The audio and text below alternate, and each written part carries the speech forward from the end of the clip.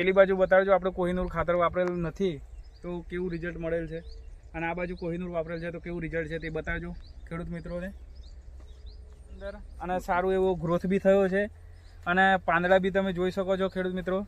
પાંદડા બી બતાવી દેજો. પાંદડાનો બી સારો એવો ગ્રોથ થયો છે. નાખતા પહેલા તમારા કપાસની પરિસ્થિતિ કેવી હતી? પરિસ્થિતિ એવી હતી કે કપા પીરો પડી જતો. નમસ્કાર ખેડૂત મિત્રો, હું આકાશ ગોસ્વામી અરિહંત બાયોફર્ટિકેમ પ્રાઇવેટ લિમિટેડમાં આપનું હાર્દિક સ્વાગત કરું છું. આપણે પાદરા તાલુકાના દુધવાડા ગામની અંદર એક પ્રગતિશીલ ખેડૂત છે આપણી જોડે. તેમણે આપણી કંપનીનું કોહિનૂર ખાતર વાપરેલ છે, તો તેમને કેવું રિઝલ્ટ મળેલ છે એ આપણે એમના સ્વમુખે સાંભળીશું.